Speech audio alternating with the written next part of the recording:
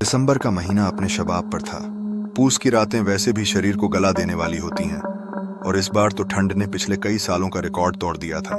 आसमान में चांद कहीं खो गया था और उसकी जगह घने, सफेद और डरावने कोहरे ने ले ली थी। खेतों में नई नई फसलें उगी थीं। गेहूं की बालियां अब भी हरी थीं और सरसों के फूल बस खिलने ही वाले थे। चारों तरफ हरियाली तो थी, लेकिन रात के अंधेरे और कोहरे की चादर ने उसे एक काले समुद्र में बदल दिया था। हवा की साएं साएं किसी अदृश्य रोते हुए साए की तरह लग रही थी, जो कानों के पास से गुजरते हुए रोंगटे खड़े कर देती थी। घड़ी में रात के 9 बज रहे थे, लेकिन गांव के सन्नाटे को देखकर ऐसा लग रहा था मानो आधी रात बीत चुकी हो। सियार भी आज खामोश थे। शायद ठंड ने उनकी आवाज भी जमा दी थी। पैरों के पत्तों से टपकती ओस की बूंदें ही उस सन्नाटे में घड़ी की टिक टिक जैसी आवाज कर रही थीं। गांव के पश्चिमी छोर पर स्थित खेतों के बीचों बीच एक मचान बना था। उसके नीचे जमीन पर 4 उनके बीच में सुलगती हुई लकड़ियां और उपले थे, जिनसे निकलती नारंगी लपटें ही उस घने अंधेरे में रोशनी का एकमात्र सहारा थीं। फिर भी दिसंबर की बर्फीली हवा उनके कपड़ों को चीरकर शरीर में चुभ रही थी, जैसे हजारों अदृश्य सुइयां एक साथ चुभोई जा रही हों। गजोधर ने अपने दोनों हाथ आग के करीब किए और हथेलियों को रगड़ते हुए एक लंबी सांस ली। उसने सन्नाटे को तोड़ते हुए कहा, भाइयों, कसम से ठंड आज जान ले लेगी। हड्डियां तक अकड़ गई है। ऐसे मौसम में अगर अदरक और इलायची वाली कड़क चाय मिल जाती तो कसम से मजा आ जाता। शरीर में थोड़ी जान तो आती। अरे गजोधर, तूने तो मेरे मुंह की बात छीन ली यार। अभी मैं यही सोच रहा था कि काश घर से एक केतली चाय और आ जाती, पर अब घर जाएगा कौन? इतनी ठंड, यहाँ तक आने की हिम्मत किसी में नहीं है। और सच कहूँ तो इस कोहरे में अकेले जाने में डर भी लग रहा है। चाय वाय तो ठीक है भाइयों, पर आज का मौसम देखो, कोहरा देख रहे हो? हाथ को हाथ नहीं सूझ रहा। आज तो कोहरा इतना गिर रहा है कि अगर कोई जानवर खेत में घुस भी गया तो हमें पता भी नहीं चलेगा। हम खेत की रखवाली करेंगे कैसे? मुझे तो लग रहा है ये कोहरा नहीं, आसमान से कोई मुसीबत उतर रही है। सत्या की बात में दम था। दृश्यता शून्य के बराबर थी। डर का एक हल्का सा साया सबके चेहरों पर मंडराने लगा था। आग की लपटें भी कोहरे के भारीपन से दबती हुई महसूस हो रही थीं। तभी बोला, जो अब तक चुपचाप आग की लपटों को घूर रहा था। गंभीर आवाज में बोला, सत्या तू नादान है। अगर कोहरा नहीं गिरेगा तो खेत की फसलें भी नहीं होंगी। ये ठंड, ये ओस, ये कोहरा, ये सब खेत के लिए कोहिनूर है। इसी से गेहूं में दाना पड़ेगा। ये कोहरा हमारा दुश्मन नहीं, हमारा अन्नदाता है। बोला की बात सुनकर सब चुप हो गए। उसकी बातों में अनुभव था, लेकिन आज का कोहरा कुछ अलग था। वह सिर्फ मौसम नहीं लग रहा था, उसमें एक अजीब सा भारीपन था। एक ऐसी खामोशी थी जो तूफान से पहले आती है। ऐसा लग रहा था मानो हवा ने सांस लेना बंद कर दिया हो। बातें चल ही रही थीं कि अचानक सूखे पत्तों के चरमराने की आवाज आई। खर्र खर्र, जैसे कोई भारी कदमों से सूखी टहनियों को रौंद रहा हो। चारों एकदम सतर्क हो गए। रमेश ने टॉर्च, जो कि दरअसल एक पुरानी बैटरी वाली लालटेन थी, उठाई और उस दिशा में रोशनी फेंकी। रोशनी कोहरे की दीवार से टकराकर वापस आ गई। बहुत दूर तक नहीं जा सकी, लेकिन उस धुंधली पीली रोशनी में उन्हें एक आकृति दिखाई दी। एक बड़ा हट्टा कट्टा बैल खेत की मेर पर खड़ा था। उसकी आंखें टॉर्च की रोशनी में वह बिल्कुल स्थिर था, किसी पत्थर की मूर्ति की तरह। उसकी त्वचा इतनी काली थी कि वह रात के अंधेरे का ही हिस्सा लग रहा था। अजीब बात यह थी कि उसके गले में बंधी घंटी हिलने के बावजूद कोई आवाज नहीं कर रही थी। सत्या ने कोहनी मारकर गजोधर को इशारा किया। गजोधर देख, बैल आ गया। अगर इसने खेत में मुंह मार दिया तो नई फसल बर्बाद हो जाएगी। जा, उसे हक्का दे। तू तो वैसे भी आग के पास बैठा बैठा अकड़ दिया है, थोड़ा हाथ पांव हिला ले। हाँ हाँ, जाता हूँ। आज ये बैल भी इसी ठंड में मरने के लिए आया है। वह बरबराया। उसे उठने का मन नहीं था, लेकिन फसल बचाने की जिम्मेदारी भी थी। गजोधर ने लालटेन उठाई और एक डंडा लेकर उस दिशा में बढ़ा। हट हट हट, चल भाग यहाँ से। गजोधर चिल्लाया। उसकी आवाज कोहरे में दबकर रह गई। वह बैल की तरफ बढ़ा। बैल ने एक बार गजोधर की तरफ देखा। उसकी लाल आंखों में एक अजीब सी गहराई थी जो किसी जानवर की नहीं लगती थी। फिर वह धीरे से पीछे मुड़ा। गजोधर उसके पीछे पीछे गया। बैल कोहरे में चलता गया। गजोधर ने देखा कि बैल खेत की सीमा से थोड़ा दूर जा रहा है। वह आश्वस्त हो गया कि बैल भाग गया है। लेकिन तभी एक अजीब बात हुई। गजोधर अभी बैल से बस 10 कदम की दूरी पर ही था कि अचानक बैल गायब हो गया। ऐसा नहीं कि वह भाग गया, बल्कि जैसे वह कोहरे में घुल गया हो। एक पल पहले वह वहां था, उसका विशाल शरीर, उसकी पूंछ, उसके सींग, और दूसरे ही पल वहां सिर्फ सफेद धुआं था। न कदमों की आहट, न झाड़ियों के हिलने की आवाज। गजोधर ठिठक गया, उसके हाथ कांपने लगे। उसने लालटेन चारों तरफ घुमाई। उसने अरे? खुद से पूछा। कहाँ गया? वहां कोई झाड़ी नहीं थी, कोई गड्ढा नहीं था जहां इतना बड़ा जानवर छुप सके। वह बस गायब हो गया था। एक अजीब सी ठंडी सिहरन गजोधर की रीढ़ में दौड़ गई, जैसे किसी ने उसकी गर्दन पर बर्फ का टुकड़ा रख दिया हो। वह वापस अलाव के पास आया। उसका चेहरा थोड़ा पीला पड़ चुका था और माथे पर पसीना चमक रहा था। क्या हुआ, भगा दिया? अरे भाइयों, वो बैल, वो बड़ा अजीब था। वो थोड़ी दूर चलकर अचानक गायब हो गया। मैंने अपनी आंखों से देखा। वो हवा में घुल गया जैसे। मुझे तो ये जगह ठीक नहीं लग रही। गजोदर तू भी ना, कोहरा इतना गिर रहा है, उसी में कहीं ओझल हो गया होगा। तुझे नींद आ रही होगी इसलिए तुझे ऐसा लगा। ज्यादा दिमाग मत चला आगताब। गजोधर चुप रहा, लेकिन उसका मन नहीं माना। वह जानता था कि उसने क्या देखा है। वह कोई साधारण ओझल होना नहीं था। मुश्किल से 15 मिनट बीते होंगे। अलाव की लकड़ियां चटक ही रही थीं कि फिर से वही आवाज आई, खर खर। इस बार आवाज और करीब से थी, जैसे कोई बिल्कुल उनके पीछे खड़ा हो। सबने झटके से मुड़कर देखा। वही बैल, वही कदकाठी, वही चमकती हुई अंगारों जैसी आंखें।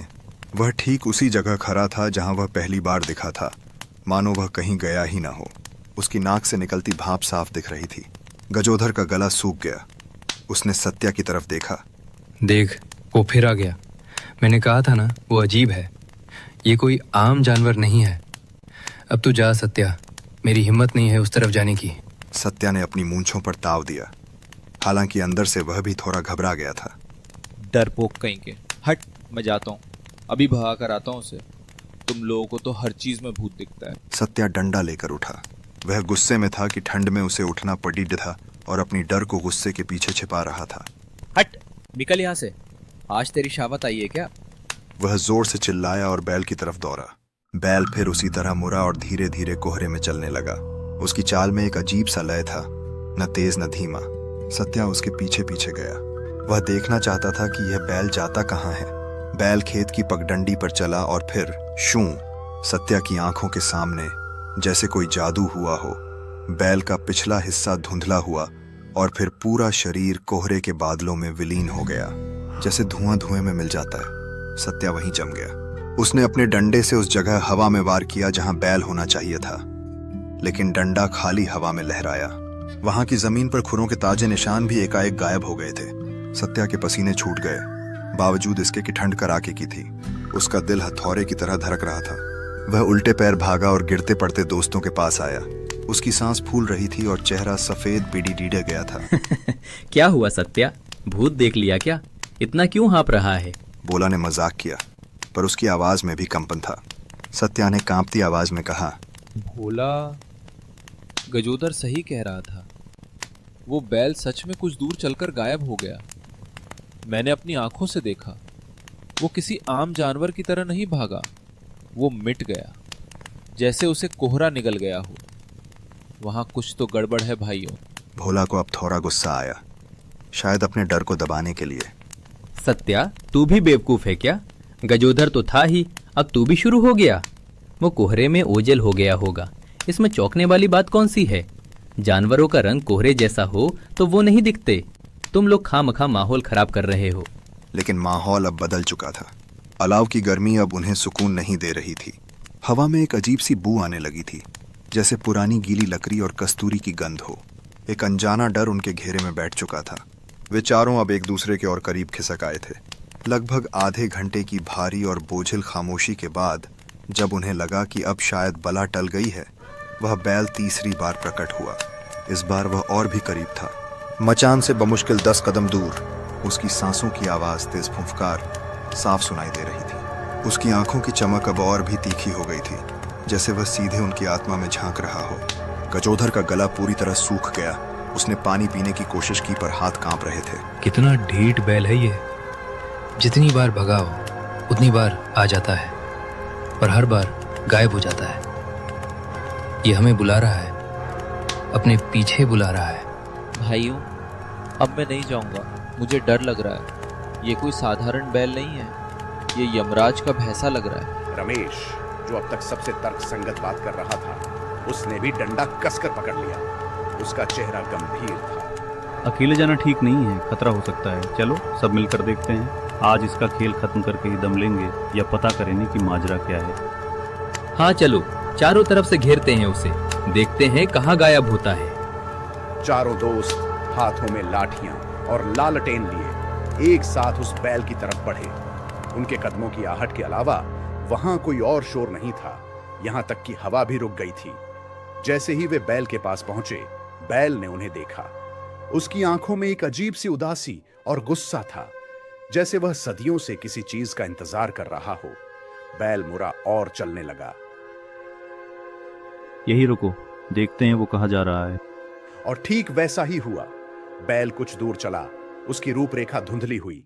कोहरे ने उसे चारों ओर से घेरा और देखते ही देखते वह शून्यता में समा गया। लेकिन इस बार कहानी यहीं खत्म नहीं हुई। जैसे ही बैल गायब हुआ, सन्नाटे को चीरती हुई एक भयानक, रूह कंपा देने वाली दहाड़ गूंजी। वह किसी जानवर की आवाज नहीं थी, वह किसी इंसान के गुस्से से भरी चीख थी, जो पाताल लोक की गहराइयों से आ रही हो। चले जाओ, मेरे खेत से चले जाओ, वरना जान से जाओगे। वह आवाज इतनी भारी और गूंजती हुई थी कि चारों दोस्तों के कान सुन्न हो गए। जमीन उनके पैरों के नीचे थर्रा गई।